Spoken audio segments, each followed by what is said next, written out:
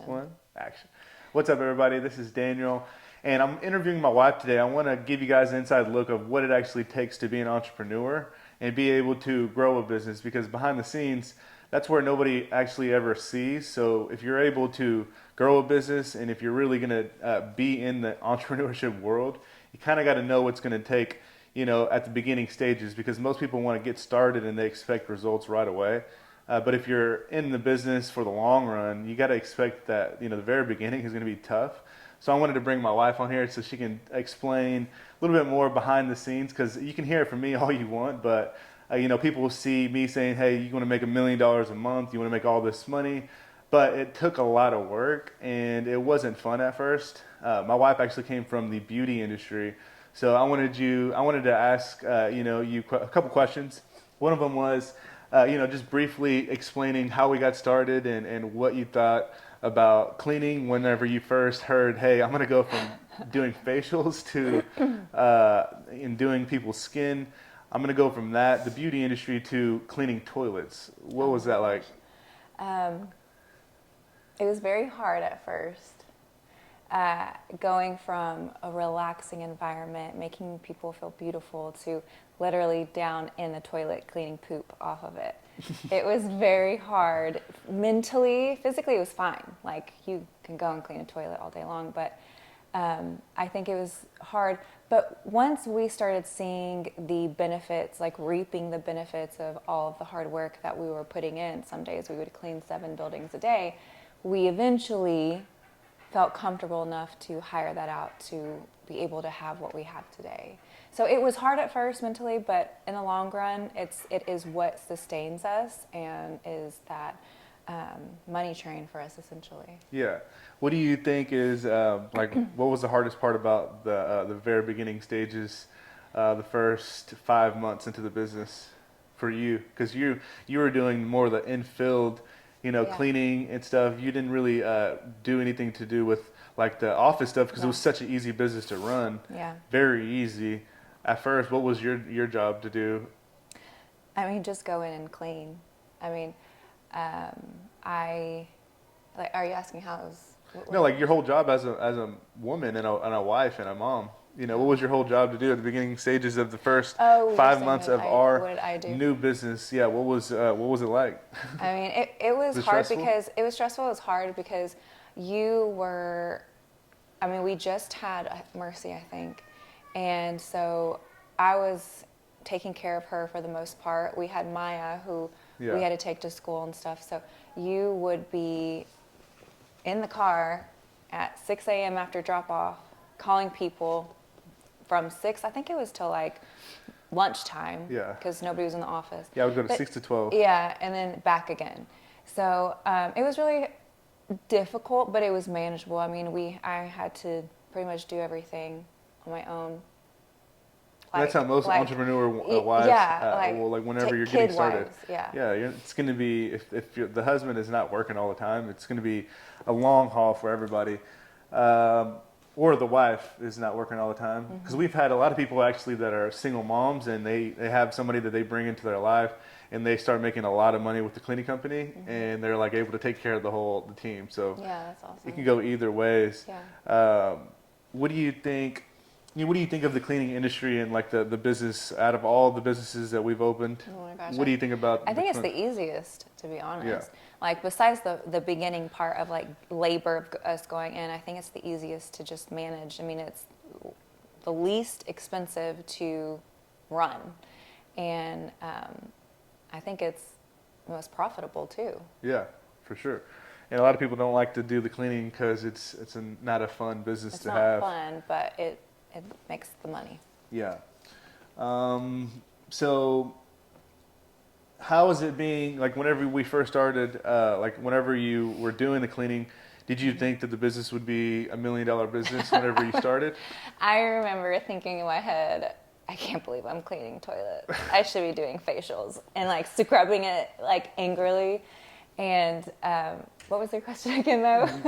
How was, I said, how was it like at the beginning stages? Like, pretty much for the most part, did you think that it was going to be a big business, or did you kind of just You kept telling me that.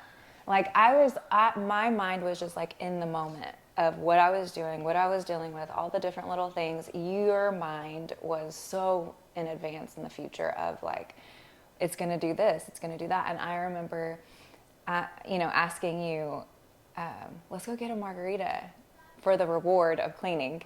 And you were like, not right now. We'll be able to do that in the future. Anytime and anytime we want to do it, we'll be able to do it. And I just remember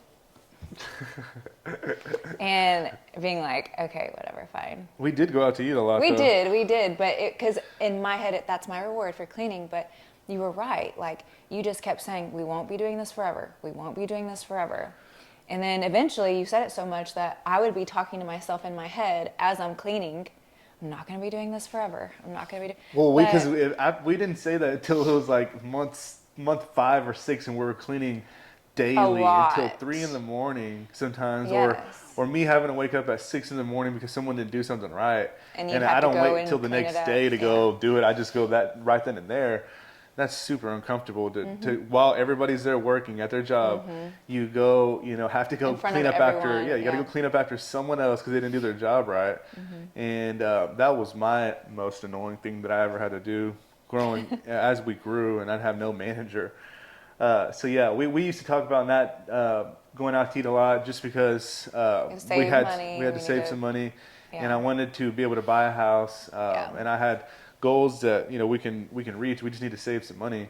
So yeah, that was good. So what do you do now? So now I am a spa owner and realtor, and what motivated me to do real estate was Daniel being able to invest in property, sell flips, and now developing and doing different things like that. I love what I do in the beauty industry. I love owning a spa and performing and transforming skin, but to see the amount of money that I could be making in real estate and seeing what you have done, using the cleaning business as that train to do those things, I was like, it's a no-brainer. I need to get my license so we can win on both ends. Yeah, and it's also you have that big entrepreneurship mindset now, and you feel like, you just don't want to you want to do more. At first, you thought you were like, oh, I just want to do facials. I want to go work at a place and do facials, and then you evolved, and now you just like have a big entrepreneurship mind, and you're like, you don't want to do just one thing because then you have all these resources and stuff to grow, so you might as well use it. So like we talk about that in the blueprint all the time when people are saying they don't want to get into any other businesses because they just want to focus on what they know. And that'll just limit you a lot when it comes to growing any business or your life to like a massive, if you want to make good money and you don't want to worry about some of the bills that are coming in, even whenever you have one business that isn't going well, whenever you have another business that's doing very well and you're able to, work together, I mean, it's going to be a game changer for any entrepreneur.